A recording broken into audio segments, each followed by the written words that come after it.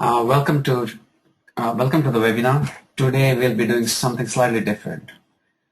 We will focus on the actual process of going through a trade and not really that much on the setups.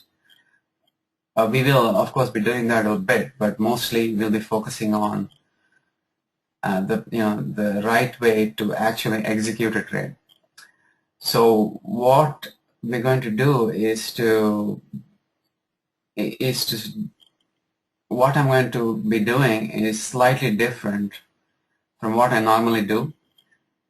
So basically, instead of taking a 6-tick risk, I'll be taking a 5-tick risk.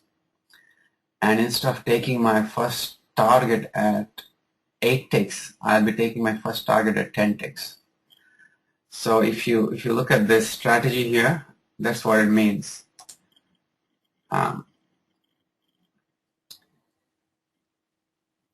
not sure if you can see this, but basically, I will go for a 5-tick risk, and my profit targets will be 10, 16, and 32 ticks.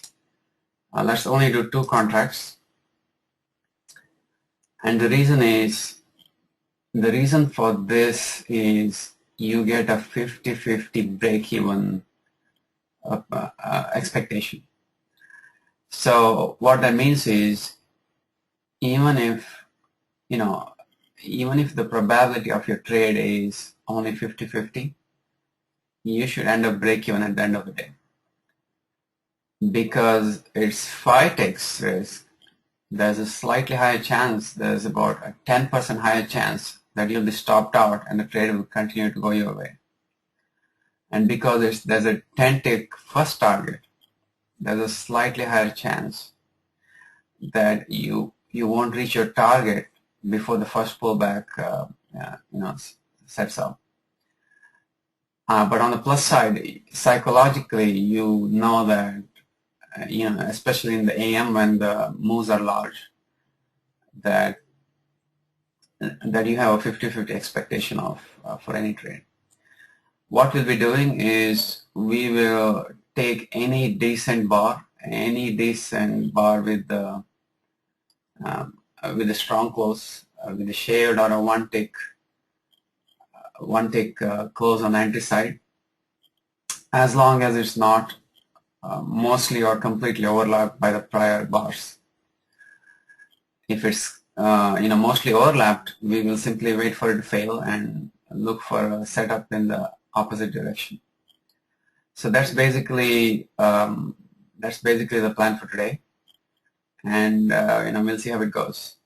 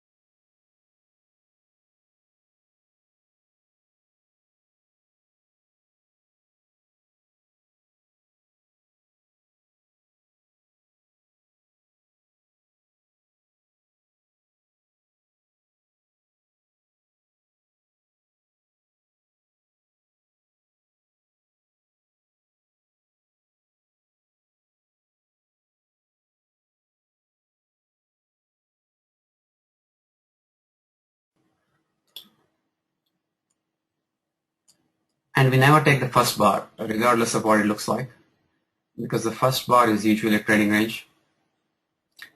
If the first bar is a reversal bar with a strong close, and the reversal bar is in the direction of is trying to reverse the gap, then often it's worth taking. So, for example, if this is already too large, if it turns into a bull reversal bar, it would have a 3-point tail. It's not worth taking. But if this had a 4 or 6 tick tail and it ended up here, sometimes I will take it. If the bar is too large, even though it's a reversal bar with a strong close, it becomes a trading range. If the bar is anything more than 2.5 points, I'm always cautious on trading its breakout. So we already have almost 3 points here. So I wouldn't be comfortable taking the breakout of this bar, regardless of direction.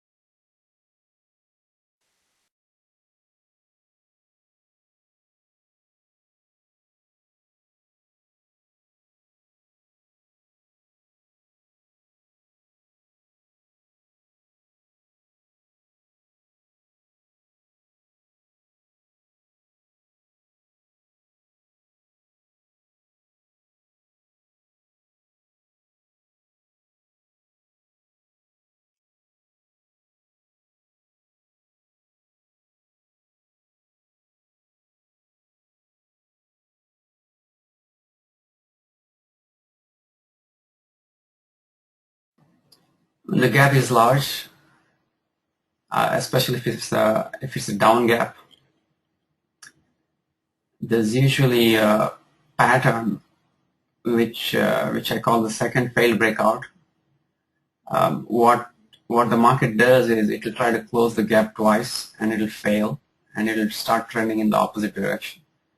So, for example, if B2 ends up being a bull bar and it tries to break out above B1, fails, which means the entry bar is taken out, but without taking out the low of the day, it does a second breakout attempt above this bar and fails, then it can set up a trend in the opposite direction.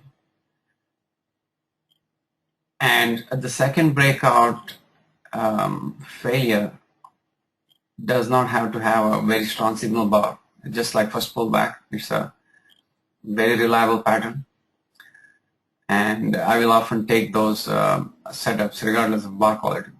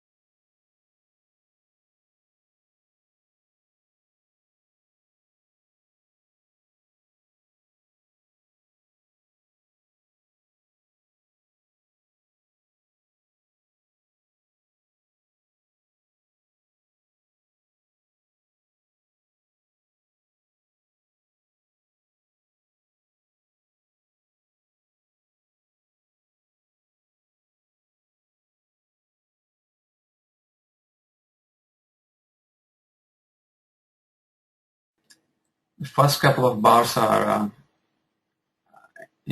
opposite bars. It's a bear bar and a bull bar. So it's already a trading range. So regardless of the gap, no matter how large the gap is, there's still a very good chance you'll only have a trading range. So when the first couple of bars exhibit trading range behavior, you need to change your expectations and look for trading range type of trades. You should still expect, something like a second failed breakout to lead to a trend, or if this bar continues to act as a reversal bar, giving a strong breakout here and a two-legged pullback to higher low, you should still take it as a first pullback. That can lead to a large trend.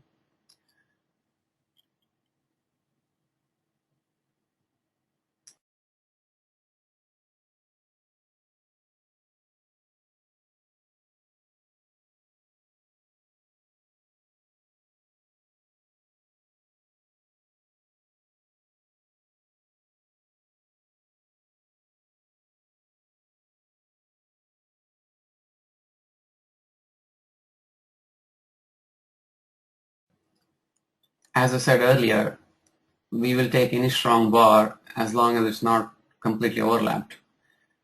This actually is overlapped, but more important, this is not a signal bar, it's an entry bar. So we wouldn't be able to take it anyway. Now, if this bar ends up a strong bar and closes right over here, we could think of taking it, but that's unlikely. It will either usually when there's such an overlap, it may come all the way down here and try to take this out if this thinks this is an entry bar.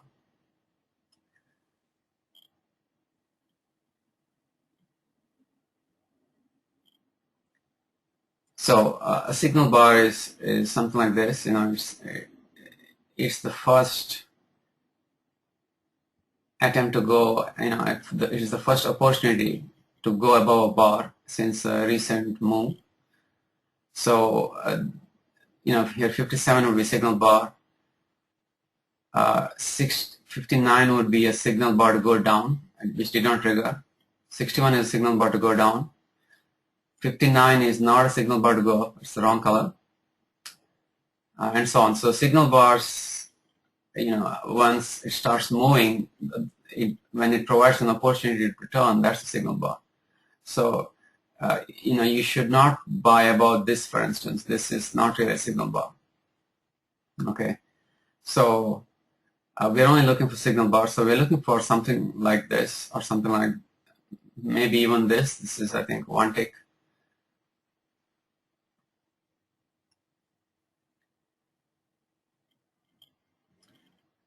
And whenever we fade a trading range, we want the trading range to be at least 4 points.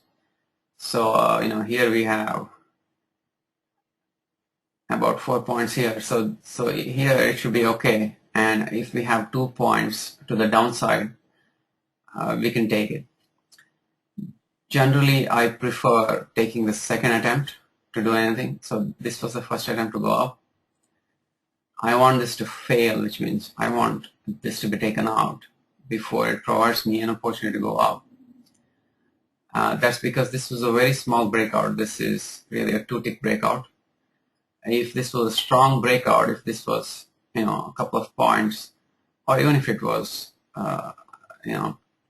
until say 1.5 points, something that's proportionally larger than the prior trading range, that would make it very attractive for me to take a higher low here without having the first attempt stopped out. But when the breakout is weak, this does not have a lot of credibility for me. For me, this is just a trading range. And if this bar closes strong, often this will work even on the first attempt. Because of the gap, this will move down and at least take this out. So if there's 2 points to the low, which is right here, it's giving you a setup that is 2 points to the low, it's often worth taking if the signal bar is strong. If the signal bar is weak like this, it's best to wait for the second entry. And now it's no longer 2 points. You can expect 1 point at the most, and it's all overlapped. It's mostly overlapped, so we won't be able to take it. The reason we don't take overlaps is you'll be selling at low for trading range, and that's usually a poor idea. So this is a trading range, like bar 1 was a trading range, and we saw that there were sellers here, how it could only go a few ticks above. It couldn't even reach a five ticks from the breakout of bar 1, and there were sellers and they just sold it off. Similarly, there'll be buyers here, especially with this bar being a bull bar. There's a very good chance there'll be buyers near the bottom of this bar.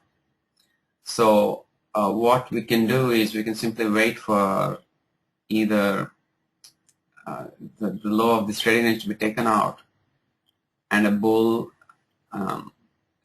setup, or we can wait for a second failed breakout of bar 1.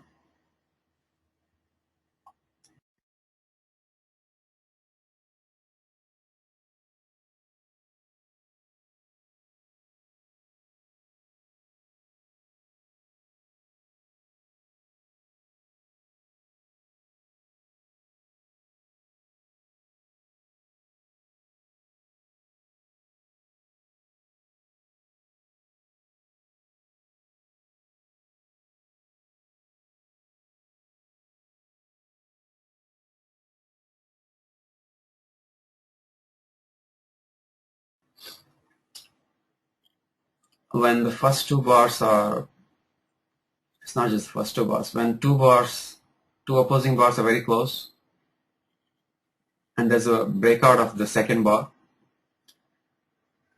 the second bar acts as a signal bar for a lot of purposes.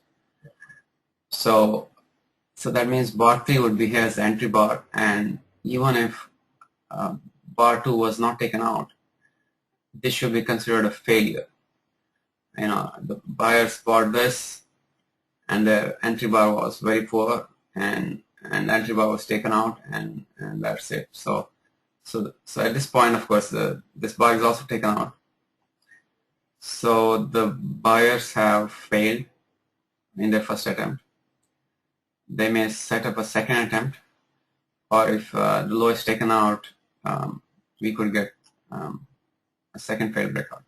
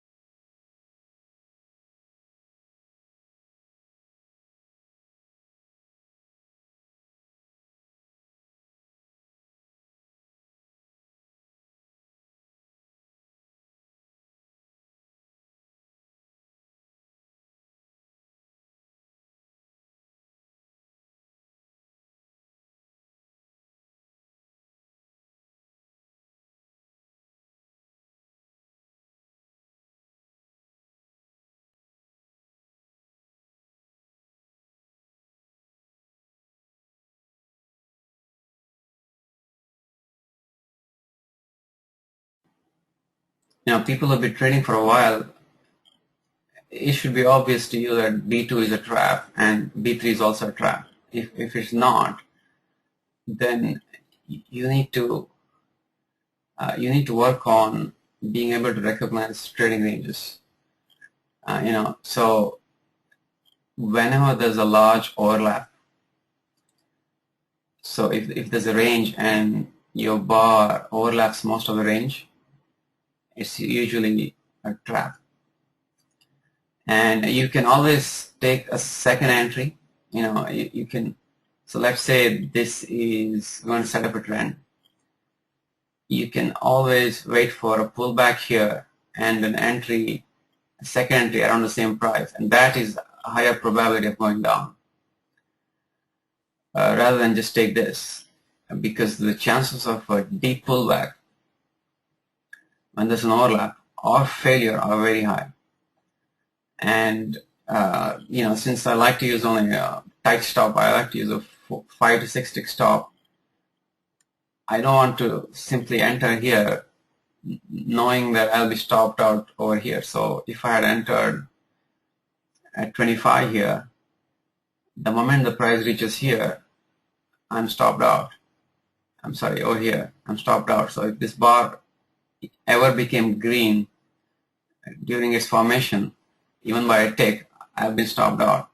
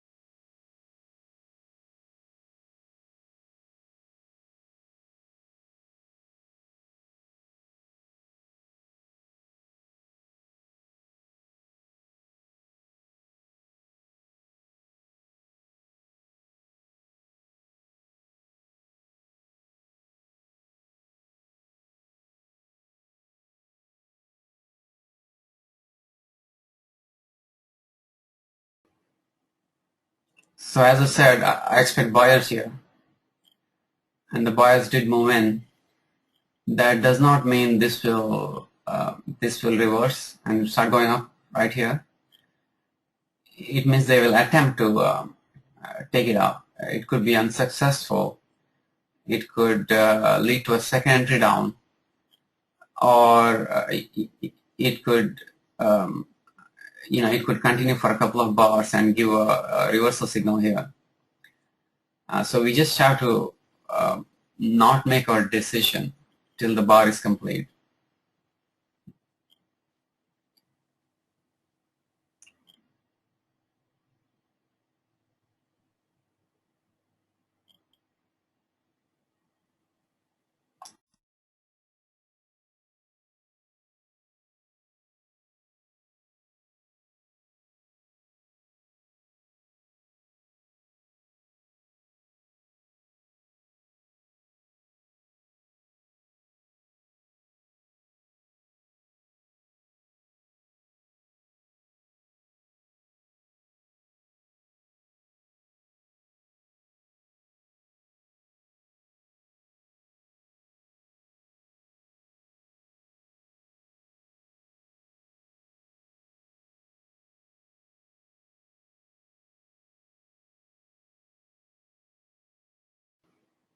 Now, if these buyers are overwhelmed and this bar ends up, breaking out 6 ticks, or it's much further below here and closing strong,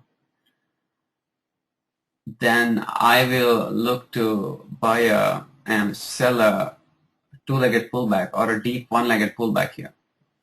So I trade 1 PBs a lot, and the trick to 1 PBs is, if the breakout is large, you need a deep pullback, or at least you need a two-legged pullback. So the way I look at it is, the 1 PB should be close to bar 1, or it should be deep. And if there was a reversal bar of any sort, then you should wait for a two-legged pullback.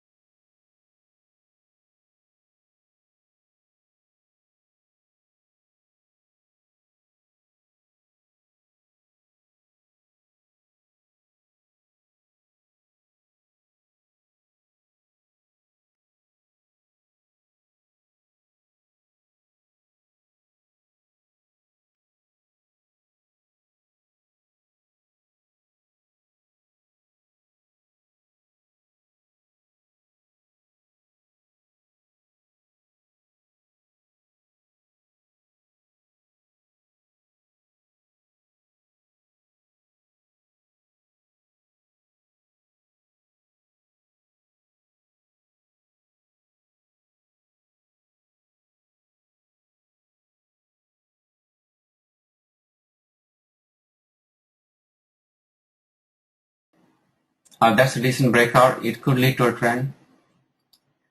It could also fail if this turns into a reversal bar. So if this turns into a reversal bar, you should not take the first attempt simply because this is a reversal bar here, and this needs to be a two-legged move.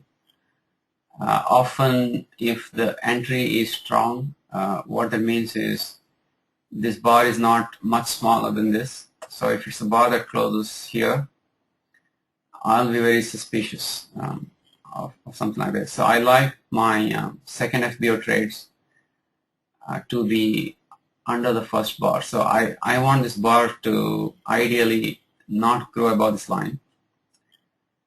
But if it's much smaller than the prior bar, and the prior bar is a strong trend bar, I would be concerned that this is just a pullback in a trend attempt.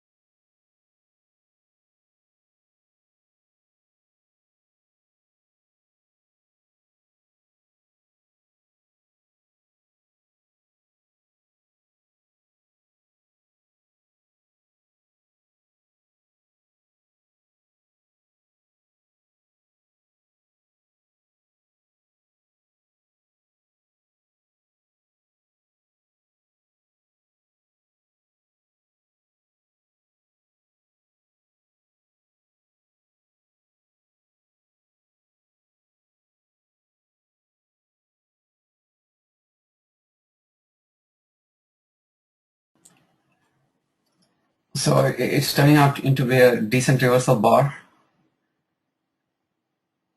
It's still a bit risky because this bar is so much larger than this one. So there's an inherent conflict. If this bar is proportionately large, then we get a lot of overlap, and it becomes riskier. But if this bar is much smaller, then the chance of failure are high. But for the purposes of demonstrating, the trading um, methodology or the trading style, if this closes strong, I will take this signal for the simple reason that this is a possible expanding triangle, and I really this is a standard setup. This is a second failed breakout setup. If this gets a bit too large, if this goes, see, it's already a tick above the first bar, I'm already a bit suspicious.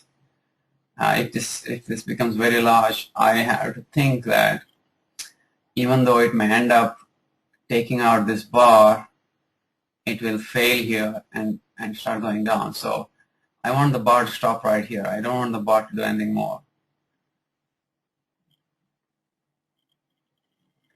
And I want it to have a strong close if you're going to buy it.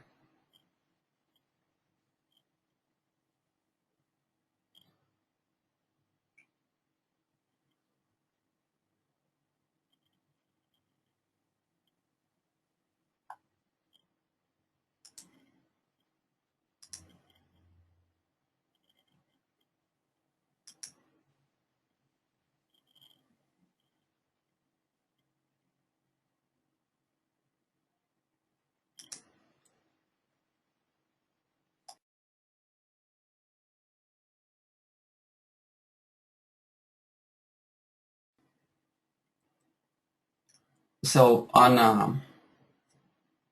on a setup like this, I'm going to be very suspicious if it just starts selling off here. If this is such a beautiful bar, they should start buying it right away. If this goes much beyond the open of this bar, if this goes more than a tick beyond this, I'm going to simply cancel my order, because I'm going to think that the people who bought here have an incentive to sell here, sell to me, and I am buying into their sales. And given the mood of the day, large gap down and all these bear bars, this is going to be a risky buy for me. So ideally, I don't want this to go below this bar. I want the people who bought here, this bar opened here, dropped here, and once it came above its open, there was fresh, strong buying all the way here. I want those guys to make a stand here and keep adding to their positions. Sometimes I'll allow a tick, but if it goes much more than that, I'll simply cancel my order, because this price action has given me certain information. It has told me buyers are not ready at this price, and that means that I will not buy again at this price. I will wait for this to be taken out and set something up here. Conversely, if two buys fail here, I will look to sell here, expecting that this will be taken out, maybe by quite a bit.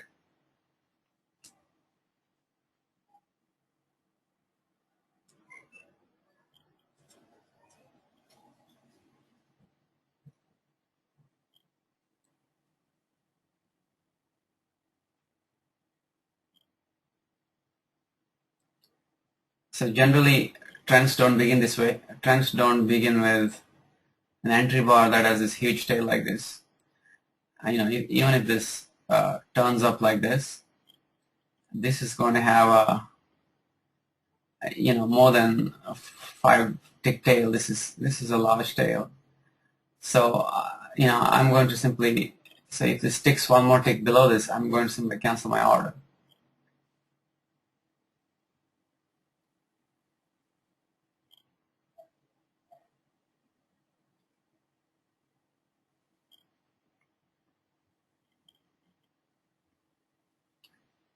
And the longer the time passes, the lower the probability of the trade. That's simply because after it takes you in, it has less time to produce a large bar. So if the bar is small here, that means the pullback is likely to take out my stop. So, well, it ticked below that, so this is no longer a viable trade. So let's get out of this.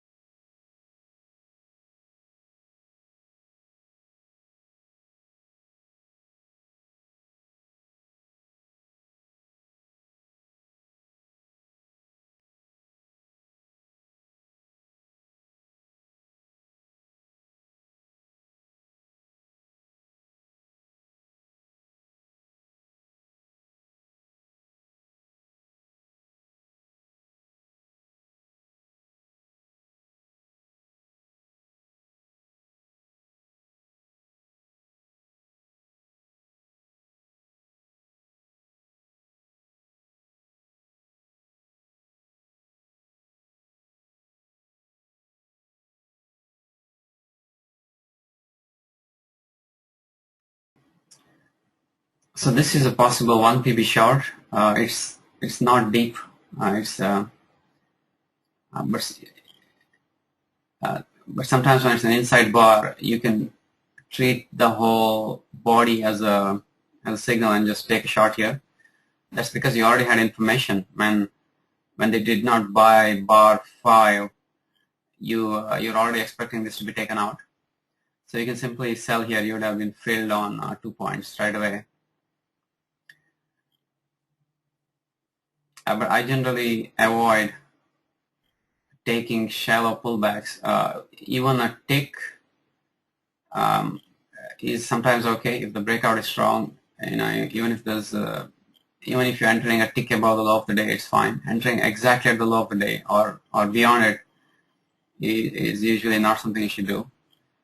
Like I said, I prefer entering on trend bars, strong closes, because it allows for a tight stop, and a lot of trends begin on trend bars. So here, I expect, I could expect if this was triggered right away, if this was triggered within a tick or two pullback here beyond the close of this bar, and then it took me in, I can expect a strong entry bar here, and that would allow me to swing at least one and a half my position. And this is one of the advantages of entering only on breakouts of strong bars. Strong bars give an opportunity for uh, the counter traders to exit at limit. So when they see this bar, they'll simply sell here, and that will prevent you from getting into a bad trade.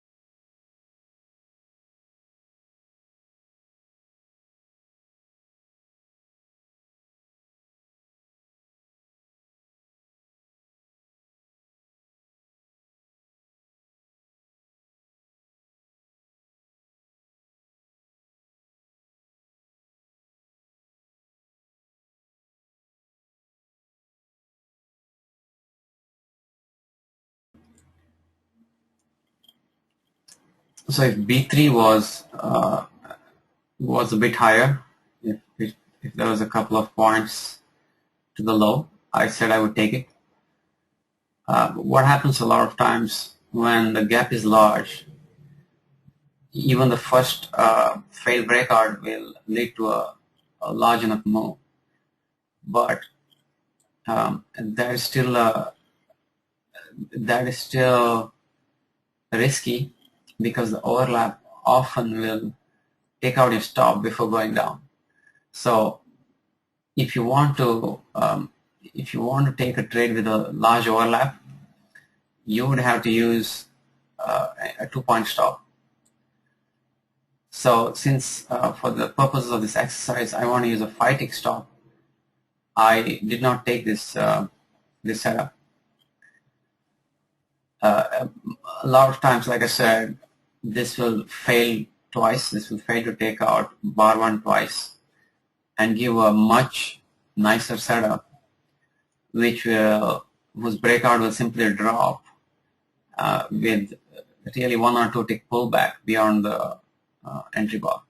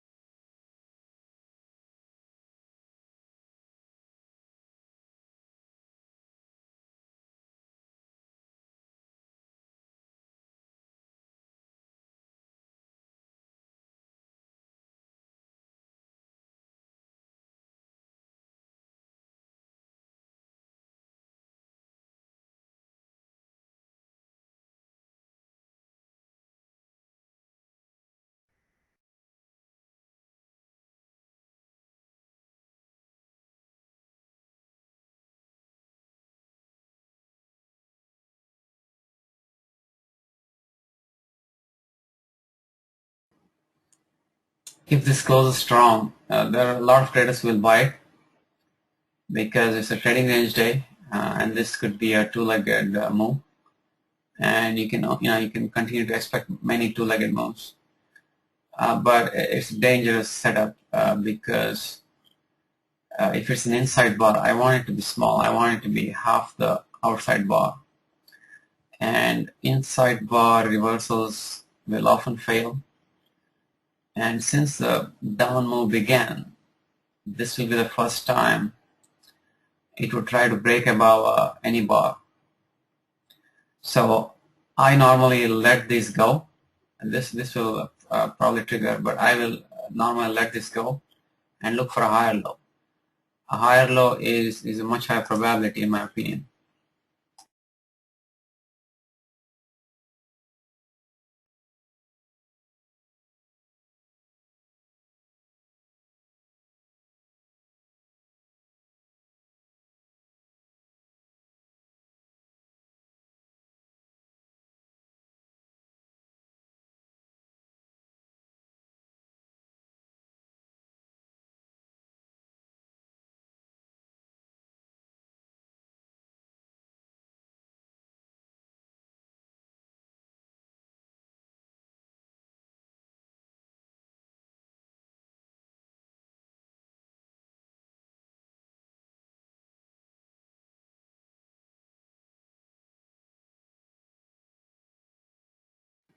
And as you can see, they just sold it off. They saw this trend bar in a channel, and they just put a sell at the close. So that's why these are very risky. And even though I said I will trade any shaved bar, um, in general, this is risky. It's got a lot of overlap. This overlap is a trading range. This would be the high of the trading range. I will happily take it if I get a second entry. But when this is so poor and it's counter trend, I don't want to take it. If this is a one tick failure, I can actually short below it. So if I entered here, I wouldn't be quick enough to reverse below this.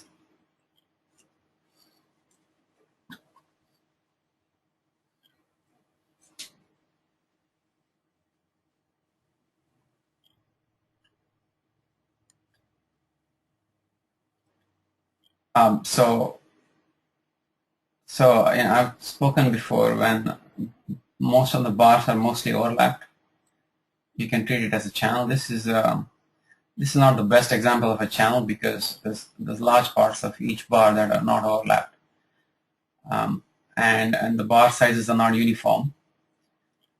But in spite of that, if it looks like a channel, you can trade it like a channel. So if an opposing trend bar in the first opposing trend bar in the channel, it will probably be sold. So this could be this could be seen as a poor trend bar, a trend bar with a tail, and they may have sold it off. But something like this, definitely the first time it occurs, is something they would definitely sell.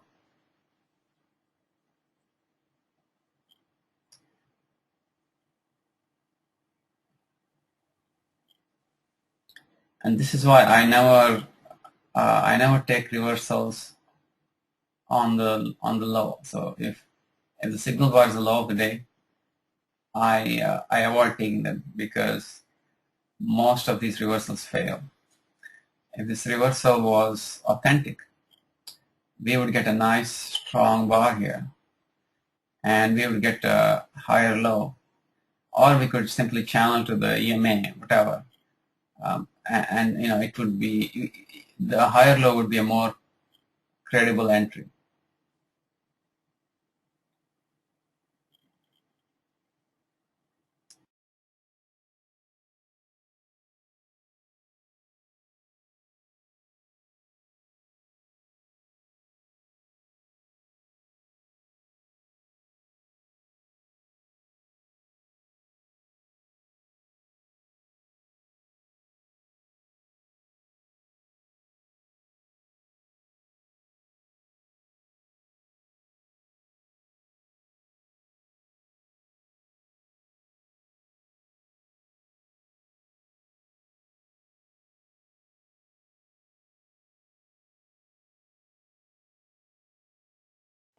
For the purposes of this exercise, if this is a strong close, let's take it, because we may be running out of time, and even a failure is a decent exhibition of how to how to manage a trade. Yeah, this is not a strong bar, so it wouldn't qualify anyway. But it's a one tick failure. It will often work.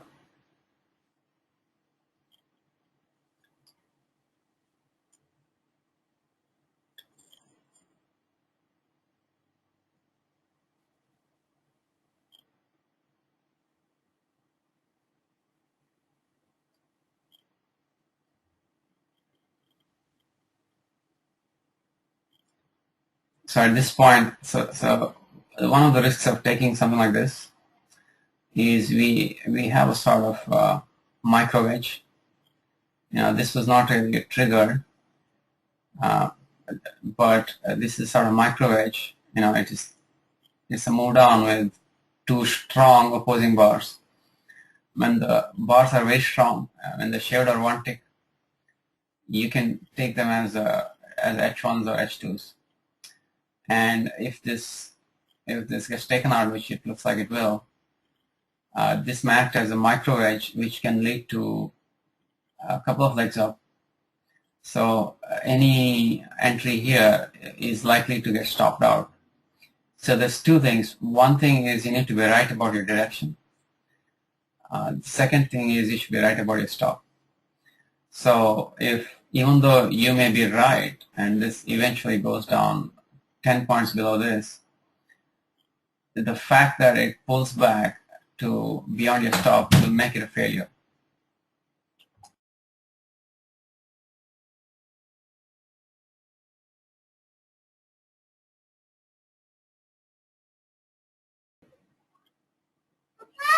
If this gives a second entry, it's a much more higher probability trade. It's a second attempt to reverse over here. And if the setup is strong, it's probably worth taking.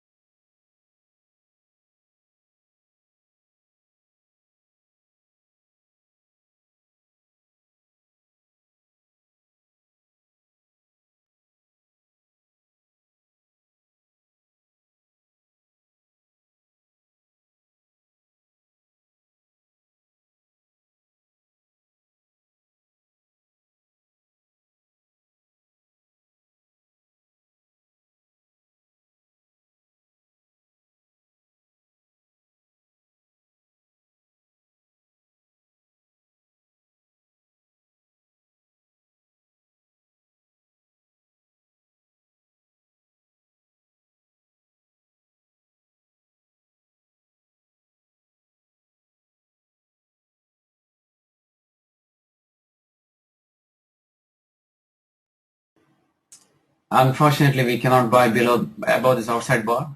So this whole thing is overlap and trading range. And a breakout above this is likely to fail. If this had stopped right here, it would still be risky, but it's okay. But an outside bar like this will probably be faded.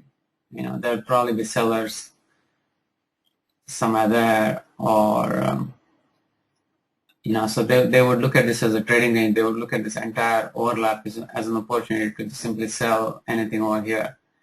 So we don't want to buy above this, even especially if there's a shared bar. But even when there's a tail, it's pretty dangerous.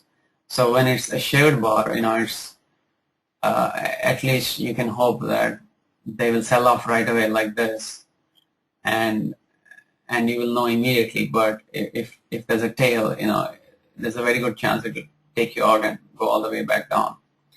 So even though, so if this is going to turn around because of the micro edge, so the micro edge only means two legs up, two attempts up. So possibly this is two attempts up.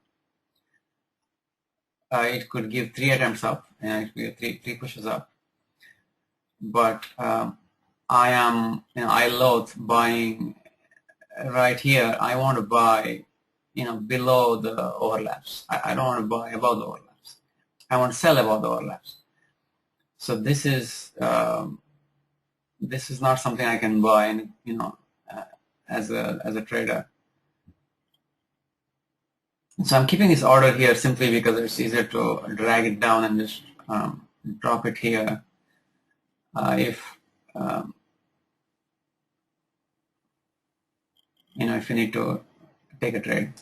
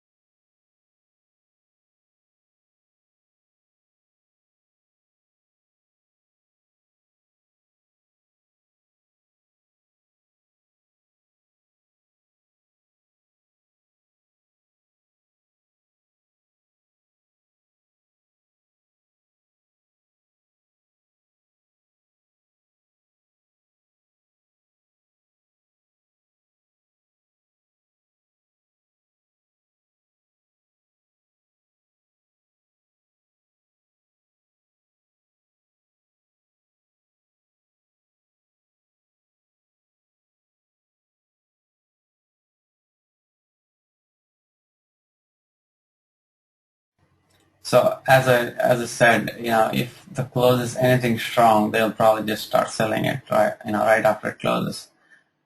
So all this means is that there was this microwave and we had this 2 items up. Um, it does not rule out a reversal yet. It does not rule out a continuation yet. But you have to default to. So if the sellers fail twice, then there's a higher expectation. So if sellers are trapped twice, there's a higher expectation that it will continue to go up.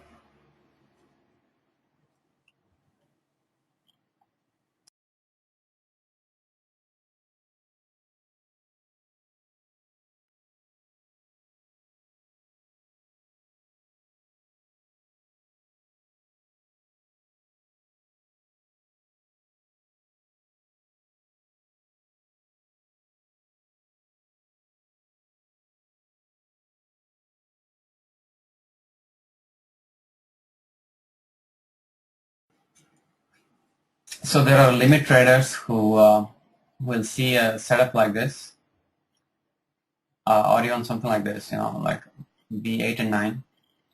And when they see it's a huge overlap, they will not buy the breakout. What they'll do is they'll place a limit order at the end of the overlap. So they would get filled over here. So these are the limit orders buying based on the breakout of this bar. Okay. So there is a chance that they have bought in large quantities enough to create this bar. But still, none of these are higher lows. This is still a attempted reversal, and let's see if we get a second trap or some sort of higher low setup on which you can enter.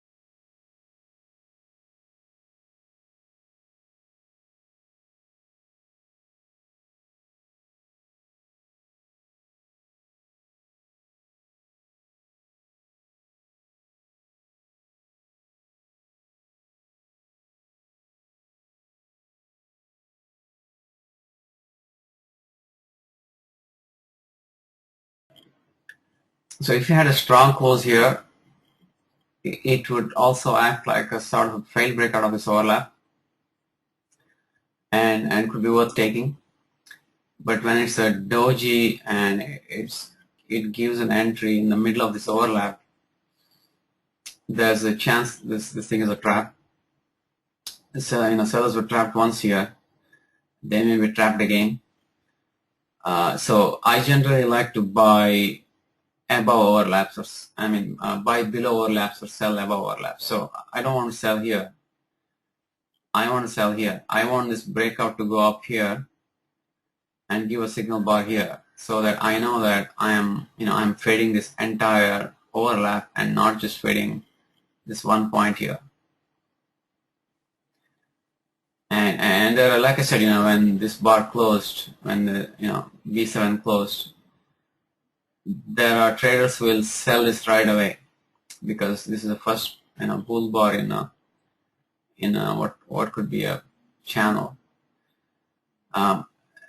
You can do that once, even if the signal bar is weak, but doing that again when the signal bar is a doji is a higher risk, because this is more likely to be a trap. There's already been some bull strength, so I'd be more cautious of selling here than I'd be of selling here. This on some days when this happens, first opposing bar, if this did not look like a reversal bar, if this was a trend bar like this, it would be a very simple decision to sell its close. If it's a reversal bar, I'm very cautious. I like to wait for two legs. So for example, let's say this was a stronger breakout, but if bar 3 was a reversal bar, I will not take the first legged 1 PB. I'll wait for two-legged 1 PB. So similarly, when there's a reversal bar here, I don't want to take the first breakout, because, well, if this had triggered, I would not take the first breakout. I would wait for a two-legged pullback to short. So some traders will look at this as a possible two-legged pullback. This as the first leg, this as the second leg, and they will sell here. And when it's with trend, a lot of times it will work. But for me, when the day is a trading range day, if this was going to be a trend day, I would expect this to be a trend bar, or I would expect the second bar to go beyond it, and then I would expect it to start trending right away. But when I get something like this, I'm always suspicious of anything but trading range action, and when there's trading range action here, I am very suspicious of the opportunity to sell over here in the middle of the overlap. Even though this may eventually end up working, the chances are it will take out my 5-tick stop here, and I'm patient enough to wait for a simpler setup, for something that's easier to enter, than to say, well, it's 1 hour into the market open, I have to trade. If I don't get in now, I'll never get the opportunity to trade. That's just foolishness. You have to take a good setup. So in all this day, the only good setup was this. As you can see, the only thing that would have given a decent profit without a large pullback was this bar, and this bar is because it had a 2-tick tail. If it had a 1-tick tail, we'd have probably bought it. Looks like they're trapped twice here. Anyway, so even this bar, as you can see, it did not go for it until it came back and took out a break-even stop. So none of these worked. So there's very few really good trades, and a lot of times they have strong closes. So here, your stop would have been taken out already. It went all the way up here. So that's why this is a poor setup. And as I said, there are some traders there are some limit traders who have very fixed targets. So when they see this triggering, they will buy at the bottom of this overlap, and they'll sell at 2 points, something like that. Similarly, when they see this sell, they won't sell here. They will try to sell at the top of the overlap, which is somewhere around here, and this is probably them selling. The only thing about trading that way is usually your targets are fixed. You have no idea how far, whether something is going to be a swing setup or a scalp setup, because you have no idea what your bar will eventually look like. And you have to take, fixed profits. You have to take 1 or 2 point profits, and your risk is around the same. It's about 1.5 ticks. So the risk reward ratio is low. So you need a lot of expertise. You need a lot of experience to trade that way. And I'm not comfortable trading that way yet. I can see other traders doing that, but I rarely do it. I'm I'm experimenting with it at this point because on a lot of price action like this, when it's overlapping, essentially that's the only way you can trade, all the way here and here. That's the only way you can trade. But presently, the only swingable trades for me are trades that start off from strong bars. And if you look at most large moves, they are off strong bars. So this could be a higher low. We're setting up a trend line here. And we have two failures. So, and we have a micro edge. So this could go up. There is no guarantee it will go all the way here. And again, I hate buying overlaps. I hate buying here because I suspect a lot of times it will simply break above this, maybe go here and give a reversal signal here, and that would be a much more profitable trade, to go short with the trend than to buy above this overlap.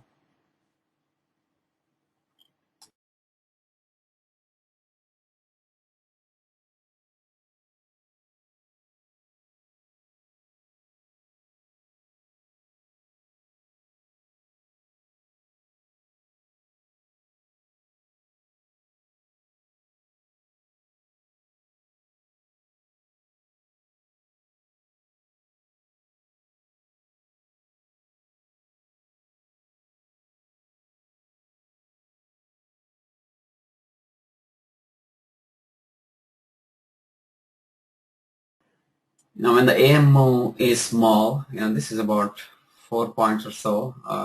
I don't suspect many people traded much beyond this. When the AMO is small, that sort of validates your expectation of a trading range day. So if it really is a trading range day, you should you should expect a test of this high sometime today. So what I do when I know this is a trading range, I like to divide it into 3 parts like this. And if I get an entry in the lower third,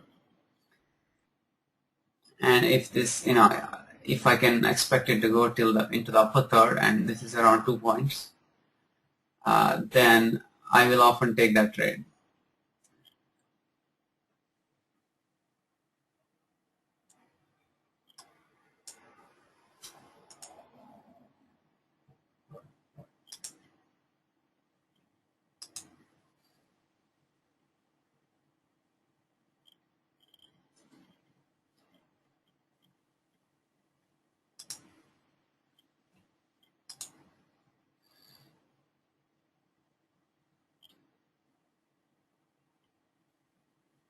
Again, this is actually an entry bar. This is not a setup bar, so you cannot buy above this. This is the setup bar. This is your signal bar. It's a doji. A lot of times when you have these two tails, you can look at it as a two-legged higher low, and you can buy this. But I have problems buying about a doji signal bar that gives me an entry at the top of a large overlap. When the signal bars are poor, usually you are trading in the wrong direction, because I don't really expect a trend to break out from something like this. I don't expect this to just pop over here. It's simply unrealistic. There's not enough traders buying something like this. So when I see something like that, when I see poor signal bars a couple of times, I will expect the market to give up and drop to here. And if there's sufficient room, if there's a couple of points, so if something sets up around here, I will think of taking a short over here.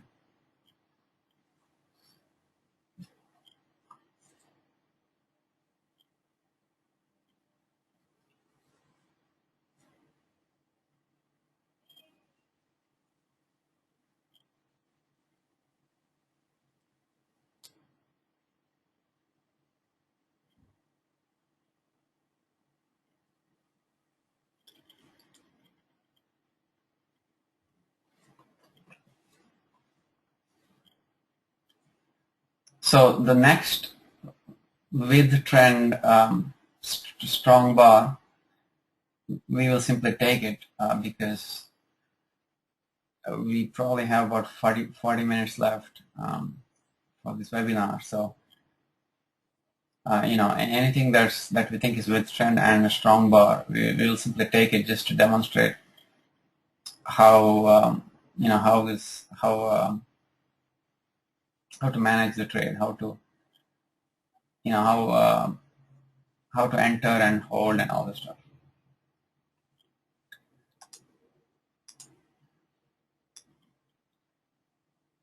So I often wonder, when I look at trend lines, you see how when it touched the trend line, it just dropped. And after a while, it stops doing that. So that means the trend line has lost its appeal. Traders are not selling the trend line anymore. So that often leads to a trend break.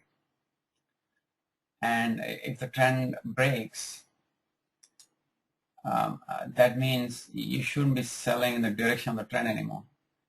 What you should be doing is you should be looking for trades in the opposite direction if there's a trend setting up. So drawing a trend line all the time helps you stay on the right side of the trend. And anytime you get a pullback, like an inside bar here or this L1 here, you can draw a trend line and you can see if the price respects it. If the price simply ignores it multiple times, this trend line is likely to be broken, and the break can be strong.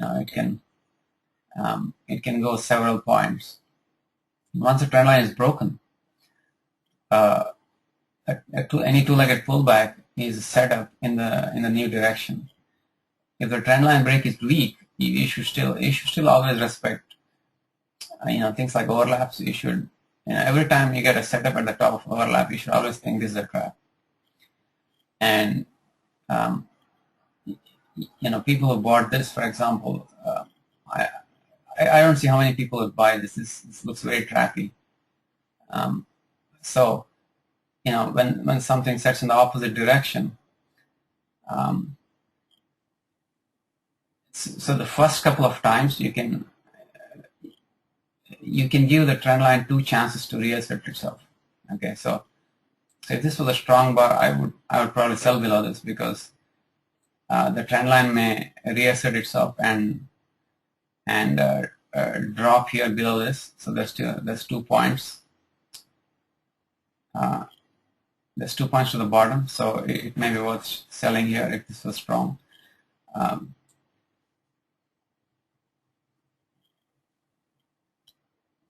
So the reason I'm very cautious about not taking strong bars is that when you already have this kind of action, this is very choppy action.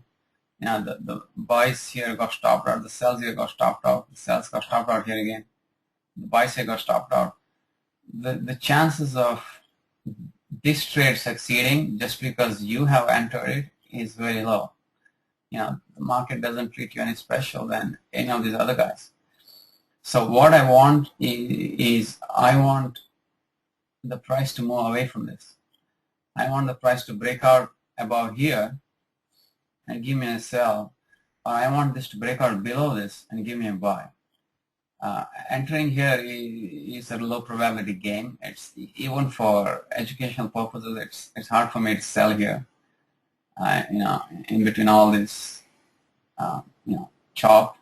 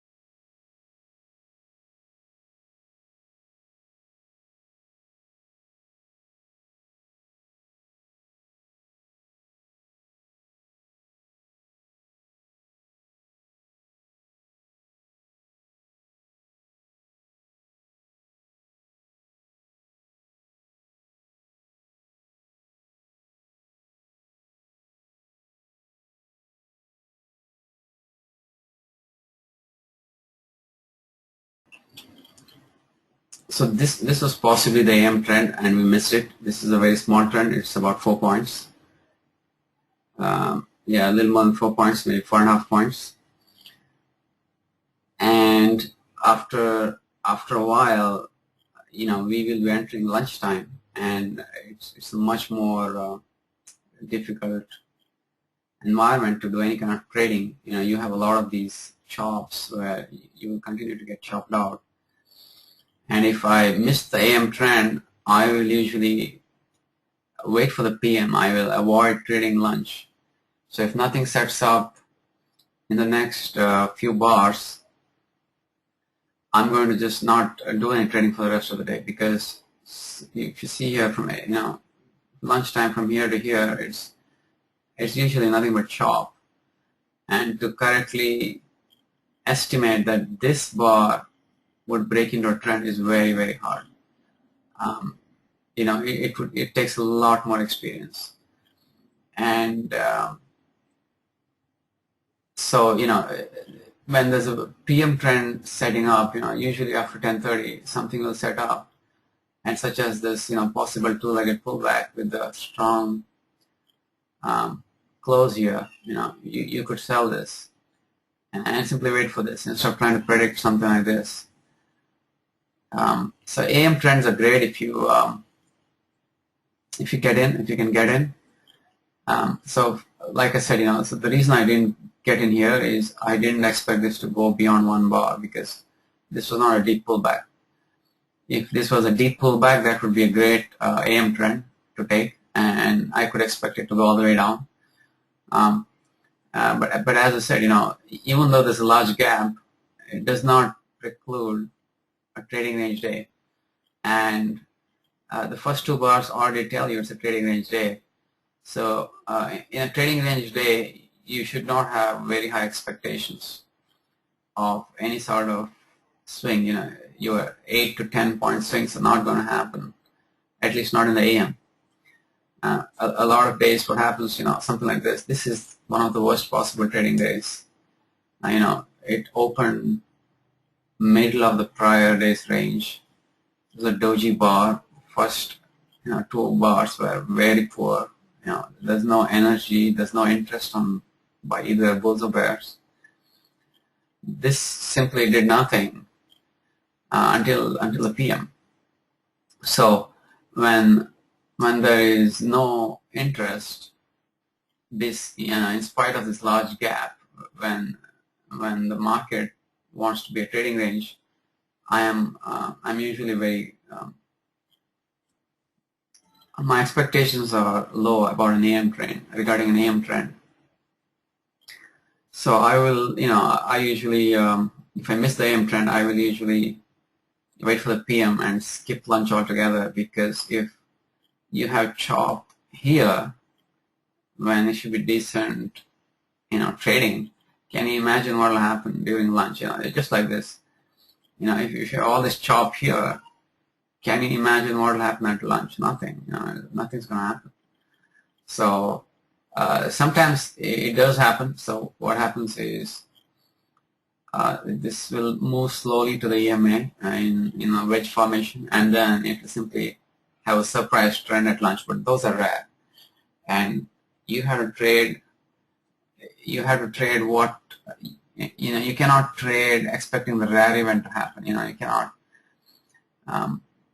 When you get a poor hand in poker, just because it's suited, 2-5 of clubs, you cannot say, well, I'm going to get straight flush and I'm going to go all in. You should trade for the most common scenarios, the more common scenarios. And at this point, it's just chop.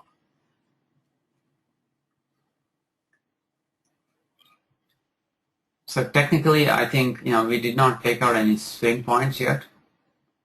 So technically, we are still in a downtrend. We had this breakout here, which is a trend attempt, and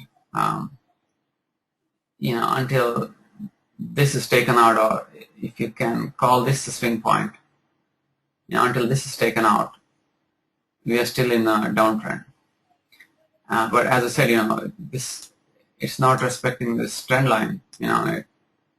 It violated it a couple of times, but there was no drop. So what's going to happen is this trend line is likely to break, and if it's going to break, then it's going to take this out. If you can call this a swing point, but more likely it's going to take this out, or it's going to attempt to take this out. So during that attempt, if it simply ends up giving 3 pushes up, but it cannot reach over there, then the trend could resume, and we could get a drop to further, to a new low of the day. But when you see successive dojis, when you see 2 or 3 dojis, if you see 3 dojis, the move is probably over. And no self-respecting trend will allow 3 dojis in its path. So for example, here yesterday, you could consider this a sort of doji. This is a good sign the trend is over. This was not a trend to begin with, but even if this was a strong bull bar, and then you see 3 dojis in a pullback, that means the end of the trend is very close.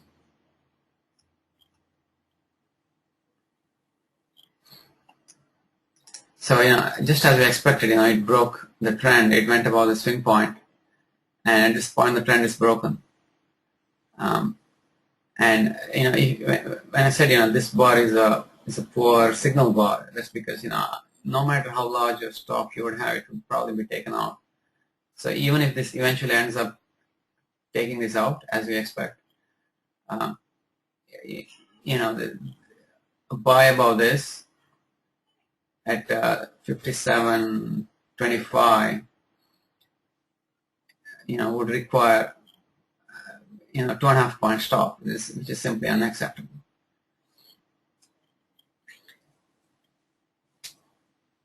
So just like selling a first trend bar in a channel, when there's a trend close at the end of the trading range, like this, this is the overlap, this is the end of the trading range, a lot of traders will simply click on the sell market button. That's it, because for them this is a trading range, and this is a sell, and this is a buy. That's all there is to it.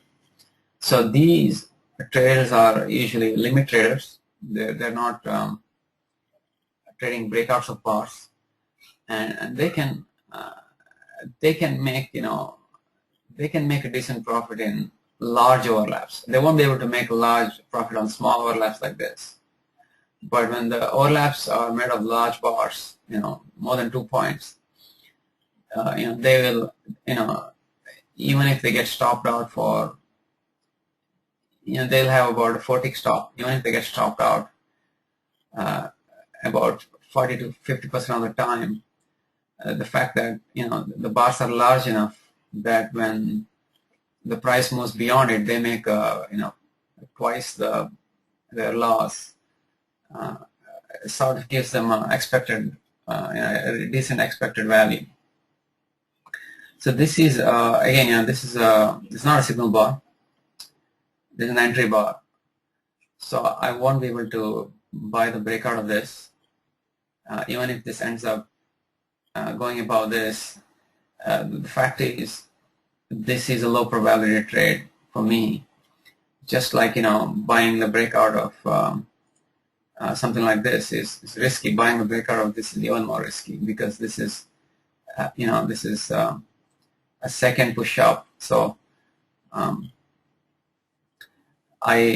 so if I buy about this, I am a little more.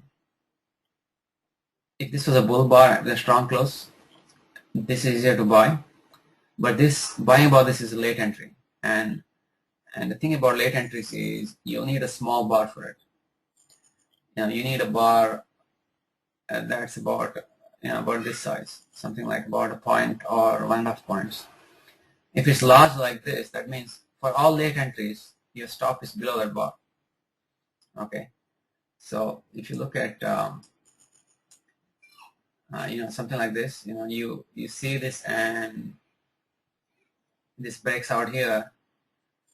Um, if you want to sell below it, you have to put the stop here. So your best bet is to wait for something that's very small like this and sell below it. So that's why when you see a small bar, it will immediately be followed by a large move. Whereas if the bar is large, the move won't be that deep. So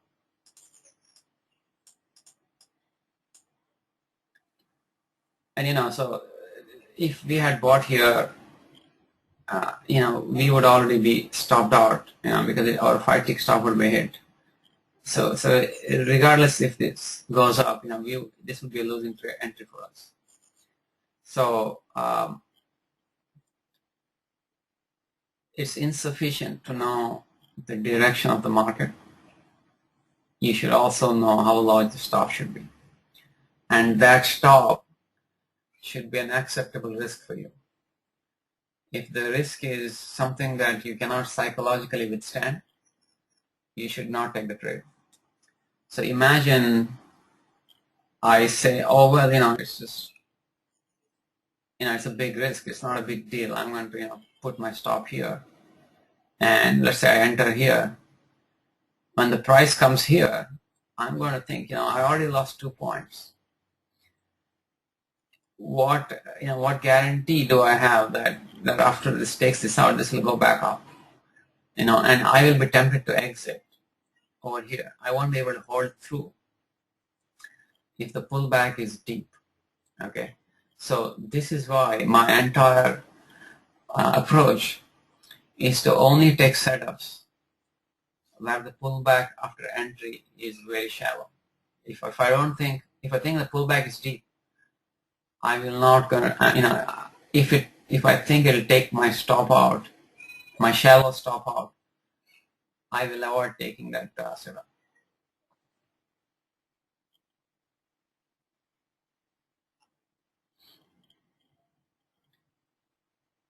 For the purposes of education, we can take a trade, just to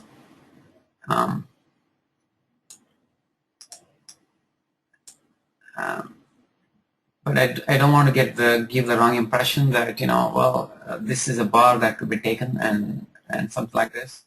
So I haven't taken any of the trades yet, even though this was a strong bar, because I knew this would fail.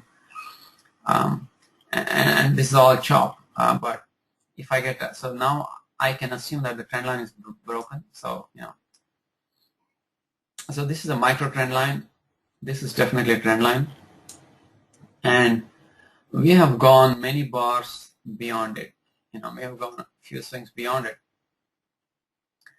So I can safely proclaim that this trend line is broken. And what I'm going to do now is I'm going to say, okay, all these are, this entire move, this is actually a channel, and it can act like a pullback, but for our purposes, it has broken the trend line. And if we get a 2 or 3-legged move here, somewhere if it gives us a entry below this line here, below 1/3 of this trading range, we can just take it and see how it acts.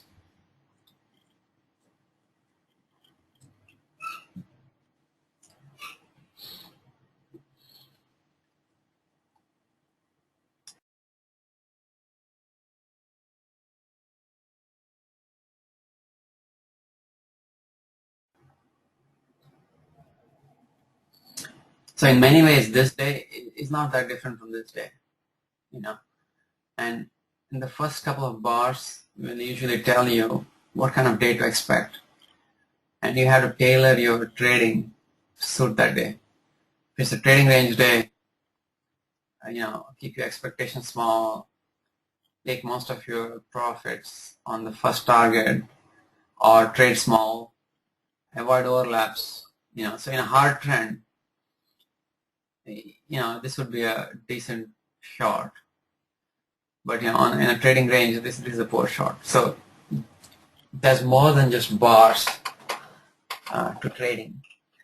You have to know what kind of trend you're in. you have to be aware if you are in a trend, if the trend is broken, if the trend has reversed. And this is the whole thing about 9 transitions. You have to constantly be aware of what the transition is, and you have to be very nimble mentally. Some people, once they make up their minds that this is a short day, they cannot change. It's just the way they are built. Once they short here, no matter what happens, they will continue to sell. They'll sell here, they'll sell here, they'll sell here. They'll just keep doing this, and whatever profits they had here, it will all be burnt out here. So that is something you should avoid. You should, the one way to do that is once you stopped out, you want the price to move away from this area before you enter any trade. So if you thought your signal bar was decent, so that's a risk of entering on poor signal bars. You have no idea if the next trade is going to be good. But if you had a good setup with a good signal bar, and if it failed, then the market is telling you something. The market is telling you, wait for the price to move away from here. So this is either a chop or your direction is wrong. So either way, you cannot be trading here. You have to, wait for the price to move away. And you don't have to be actually in the trade to read that information. For example, here we already know that, that this buy fade and this sell fade. So we know that the price needs to move away from this area before we enter a trade, which is why, we didn't enter here or here.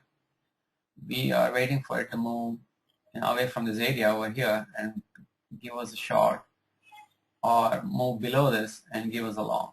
So this is a decent bar. I'm going to buy this for educational purposes only.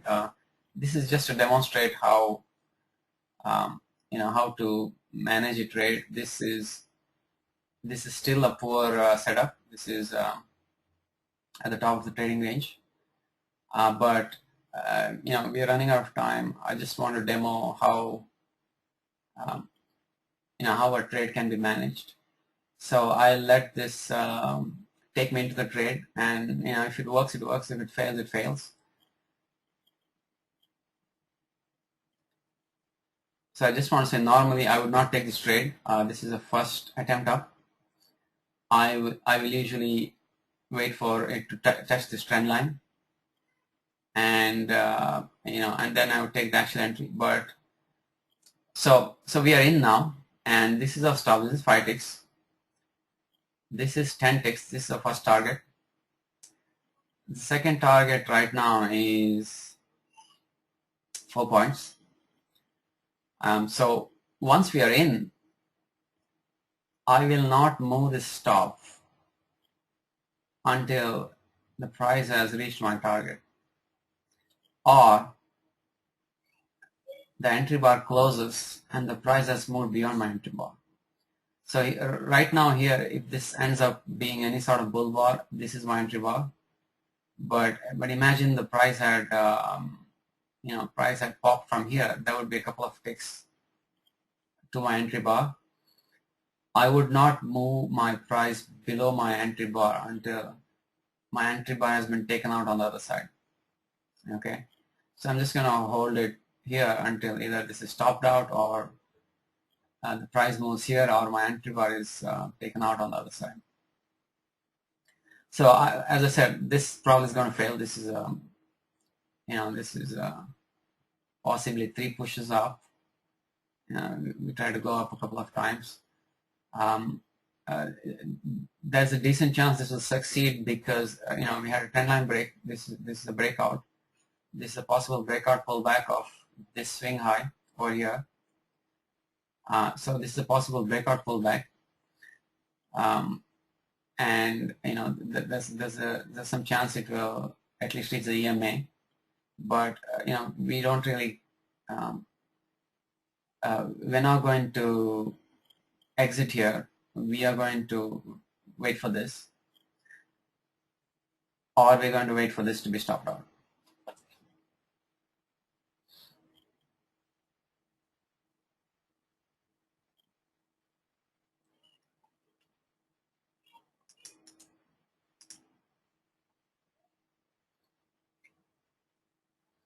Now, as I've said, I really prefer pullbacks that are deep. I like it when the uh, signal bar touches the trend line or the EMA or something like that, something that is a support that traders buy. Traders buy and sell the EMA, and they buy and sell the trend lines, they buy and sell swing points and things like that. So if you if you look at it that way, I would really want it to touch this trend line and move up. So something like this would be a great signal bar if this was a bull bar and not that overlap. But usually, uh, any two-legged move with a strong signal bar has a high chance of working.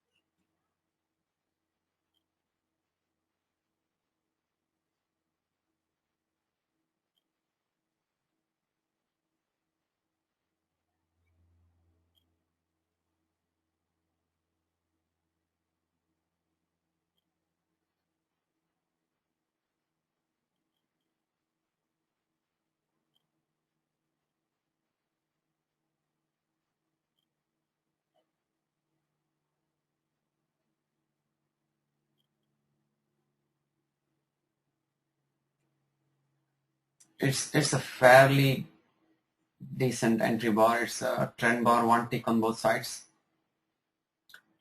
and we took out the prior swing here. So um, if this entry bar gets taken out in our direction, that's a very positive sign.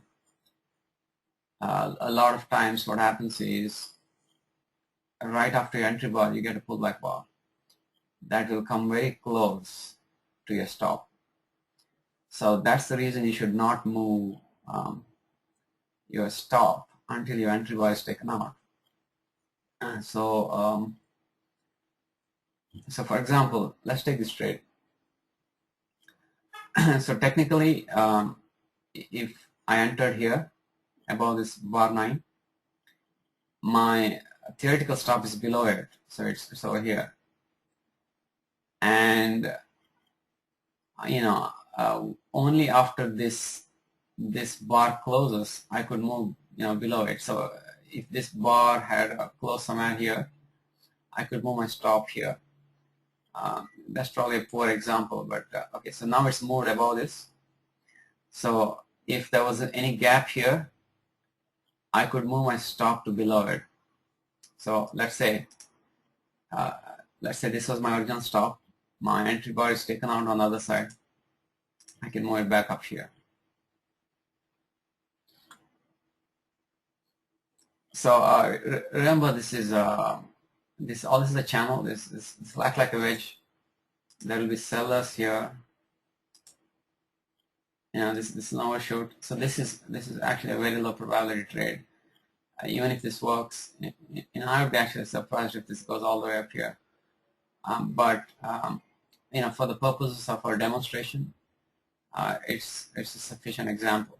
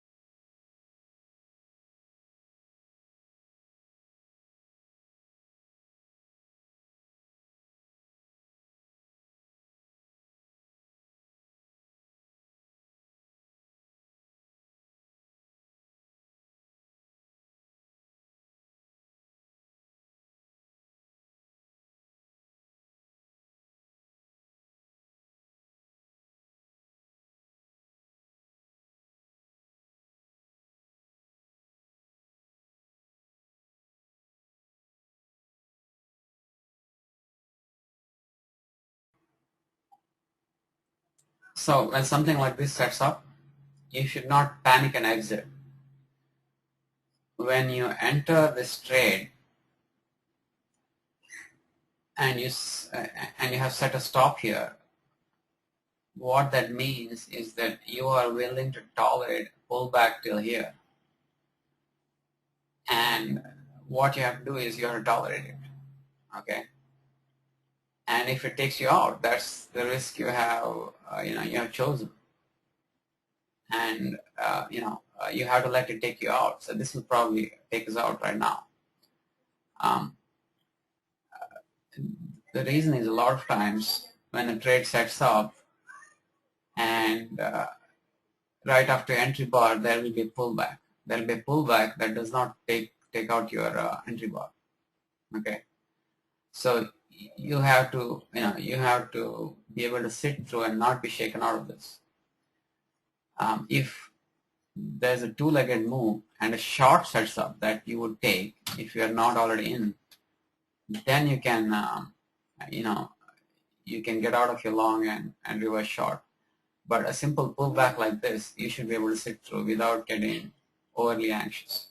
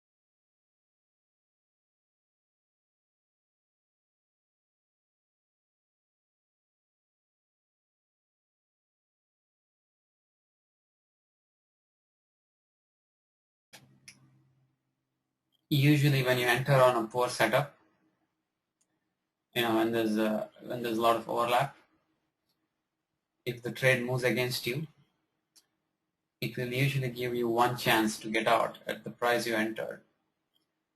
And if this was a weak bar of any sort, uh, it's acceptable to exit at break even.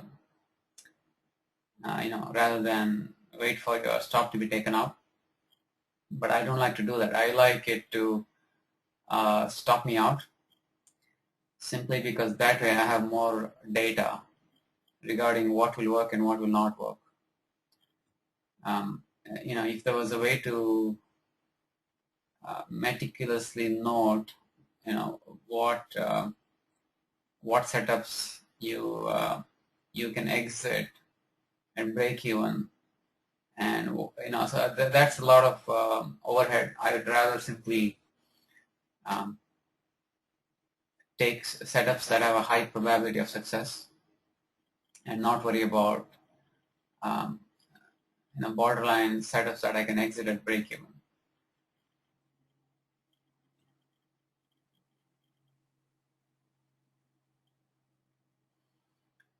So this could be a two-legged pullback. If it stops us out here at the trend line, it's probably going to just there's a chance it will simply turn into a reversal bar here, and give a better long signal.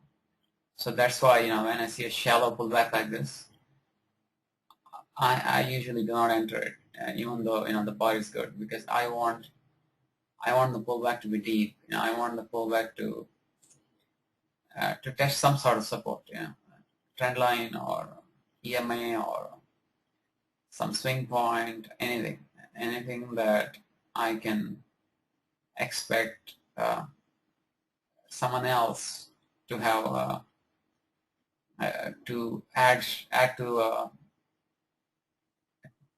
the strength of the move. So here, I have no expectation of anyone buying anything here. This is far away from the trend line, and far away from the trend channel lines. This in the middle of all this chop. So that's why this is a this makes a poor entry. And even though this ends up working, this is not something I normally take. And given the time of the day, I probably won't be taking any more trades, simply because as I said, if this is the AM movement, you can imagine the lunch will be much worse. It'll be much choppier. So sometimes what happens is you get when you have a move like this, you get a two-legged pullback. So that will essentially take out this bar, which will end up stopping us out. And that is a much better setup, because a two-legged pullback, even though if it's in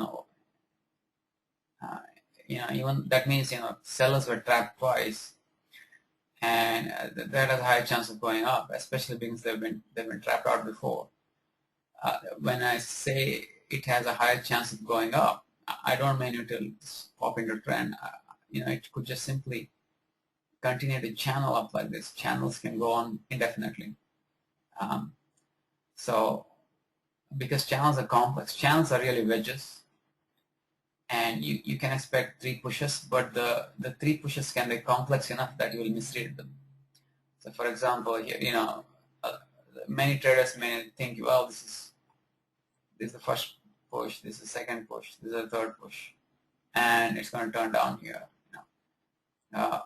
Or a trader may think, well, this is the actual signal bar, so this is the first push, this is the second push, and this is the third push.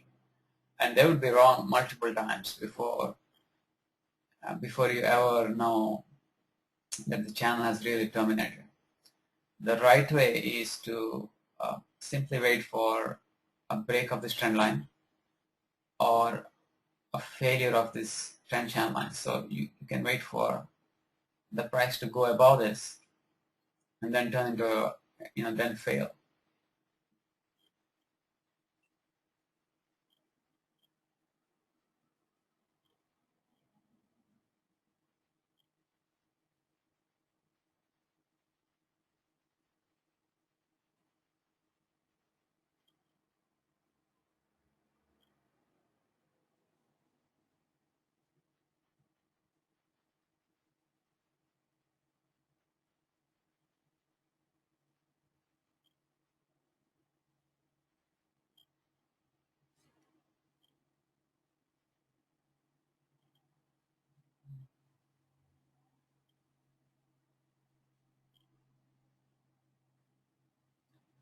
When the price approaches the EMA and sort of slows down, I become very cautious about uh, you know traders who will sell at the EMA. At this point, unless there's a large breakout, I'm going to expect traders to sell the EMA. They already sold here even before it touched. They just simply retreated, and there's a chance that if it even reaches here, there'll be some selling. So, this that's one of the risks of buying below the EMA or selling above the EMA. It's just that when you approach the EMA, your trade is probably going to either find a large pullback or fail.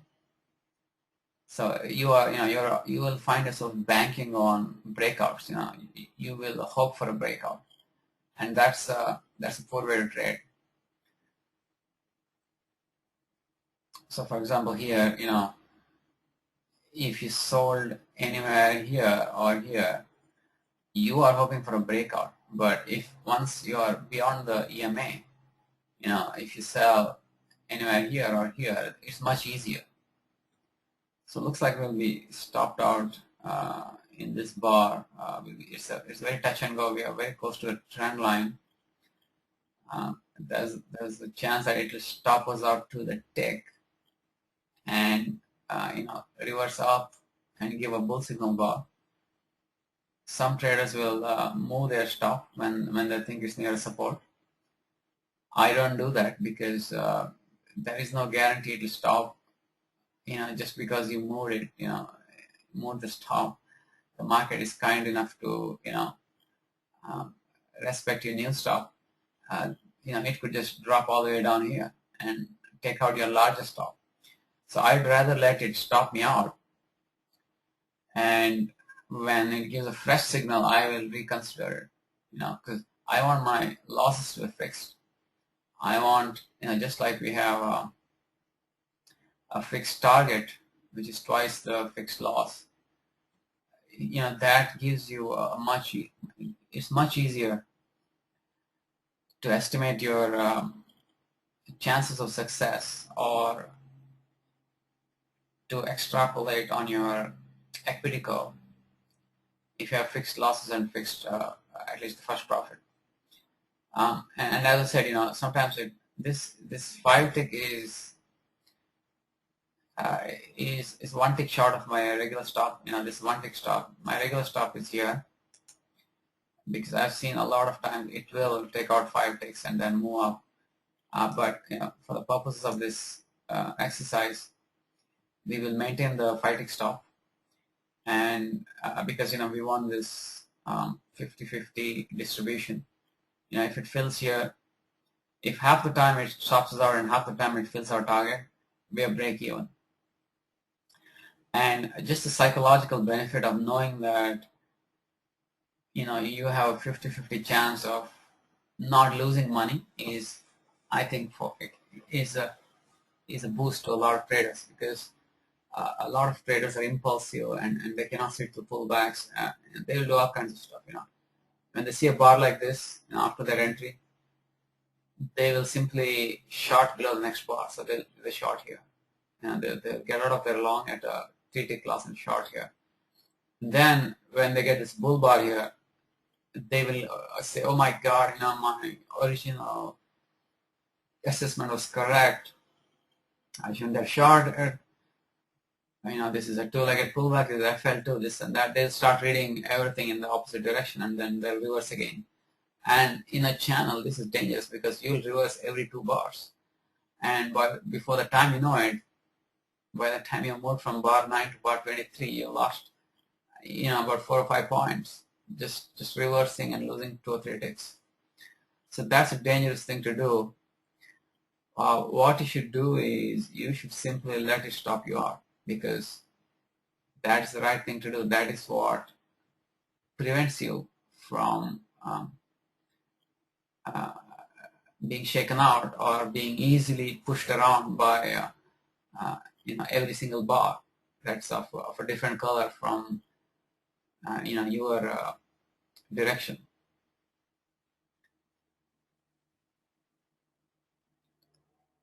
And some people have time stops. What that means is once their target has not been reached within about 5 or 6 bars, they will exit. They will simply try to exit and break even. I don't do that because usually for me, my setups will usually give a very nice move right away. And if they don't, I want to know that was I want the data that it was a poor setup, so I will let it stop me out, or go to my target, and or give a setup in the opposite direction, and then I'll reverse. Usually, let's say, um, so let's say I bought somewhere here above bar 21, and I sat through all this, and at this point, what I have is I have a two-legged lower high, and if I wasn't long here, this would be an acceptable short. So I would consider reversing below this, and that did not trigger, but somewhere down here, it triggered. I would usually end up with a break-even or a one-tick loss on most of my entries if the price does not immediately move in my direction.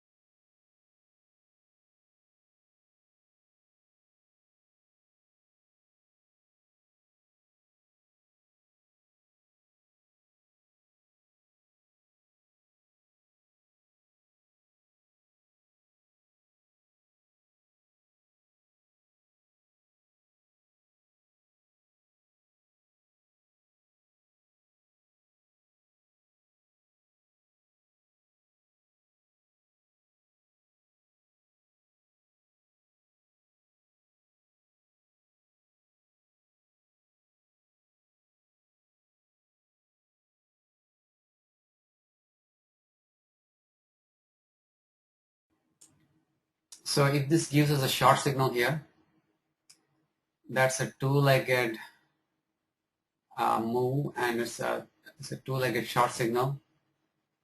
That is acceptable for us to get out of. For us to exit our long, and if the signal is decent, we can also go short there. Okay, so I don't really like to take inside bars on the reversals, even though this is a channel, especially if if there's always overlap. So I wouldn't take a reversal here.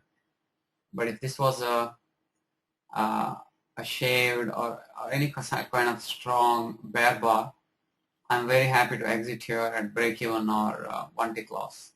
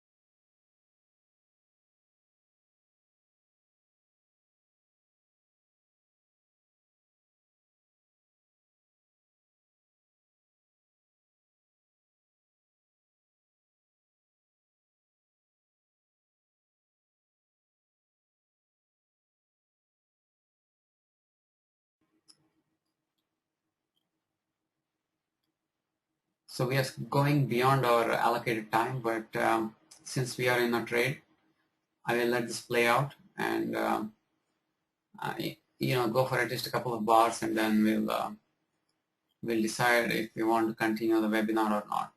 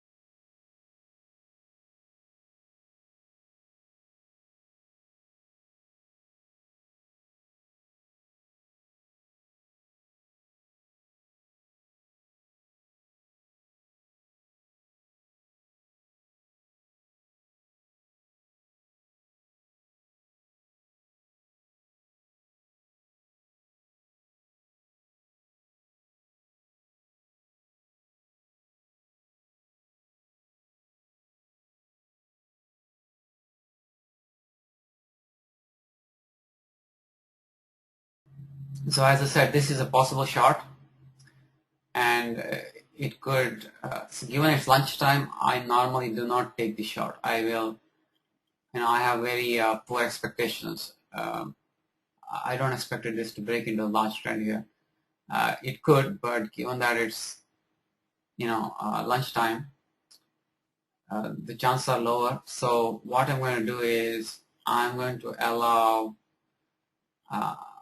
a one tick loss, and I'm going to allow a one tick pullback below this bar, and if it goes beyond that, I'll simply exit for one tick loss and not pursue my targets anymore, because this is a two-legged uh, move and a two-legged failure at at the EMA. This is a very attractive sell signal for a lot of traders. This is this is possibly three pushes. This is a channel move to the EMA. This is a very attractive shot for a lot of traders. So I have the option of exiting at break even. This is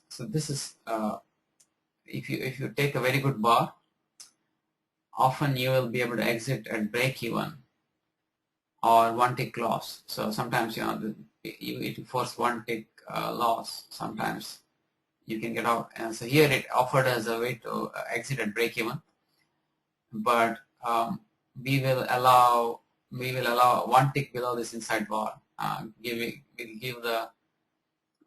We'll give the bulls one tick room to try to overwhelm the bears and try for a breakout. It's probably not going to happen. Yes, it dropped, as you can see, and we exited with a one tick loss. So this is the only time I will move my stop before my target is hit, when I get a two-legged short signal.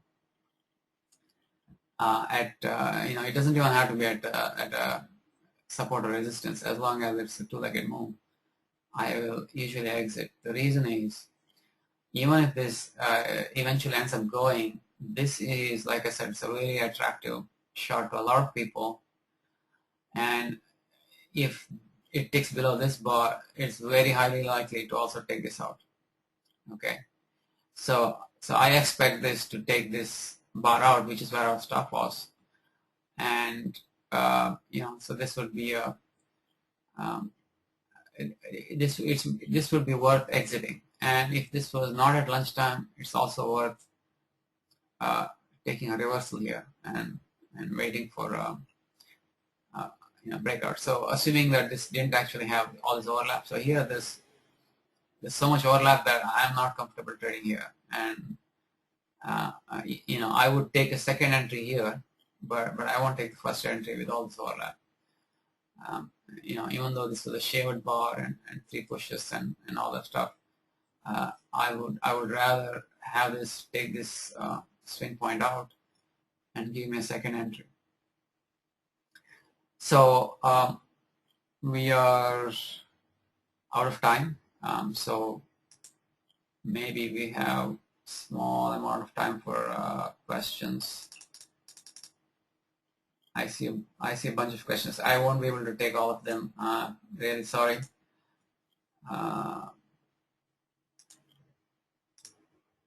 Why isn't B50 a signal bar? It's probably from yesterday.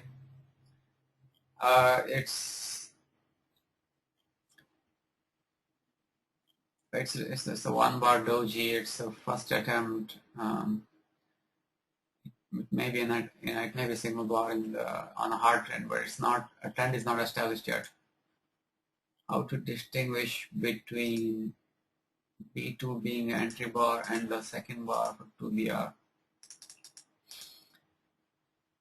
So if you are in doubt, so a 2BR should not go more than one tick beyond the prior bar, and 2BR should be at the bottom of a move.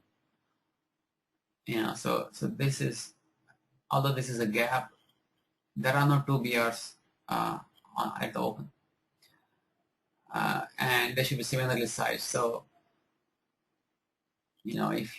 so this, for example, is a 2BR because it was a move up. We had 2 bars similar size. That's a 2BR. This is not a 2BR. How about 1 point scale below B3? Yeah, like I said, it's something you could take. This is a reasonable bar, but when there's an overlap, the chances of a trap are high. The chances of a deep pullback, which will take out a 5-tick stop, are high. I prefer to wait for a second setup, second entry. Are you concerned about the distance from the EMA? I think this was for a long or a short.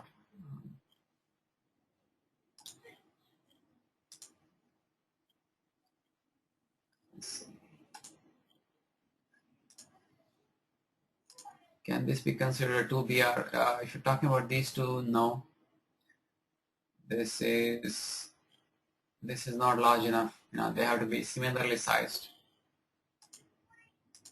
When you take a larger inside bar reversals, if ever, never. I rarely take them. I will take small bars if it's a micro edge and the close is strong. But if the bar is large, to me it's an overlap. It's very hard for me to fade a trend the first attempt when it's something like this.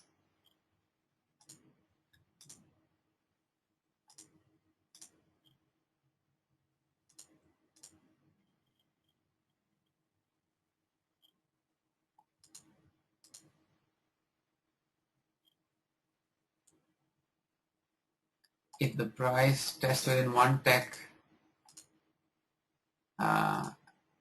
if the price tests your stop within one tick, why not enter on a two-tick breakout? Yeah. It's a worst price. You really want to.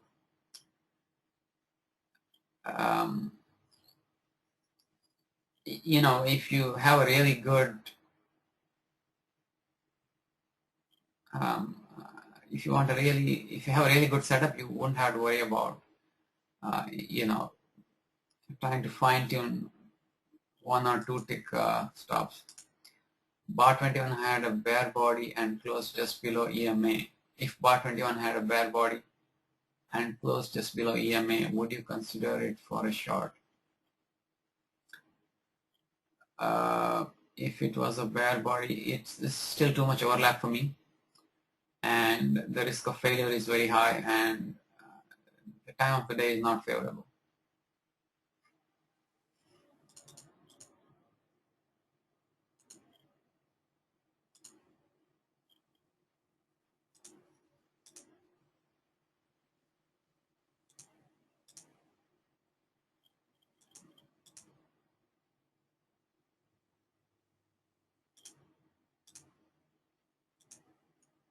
Yeah, so I think I went through a lot of the questions. I ignored some of them. My apologies.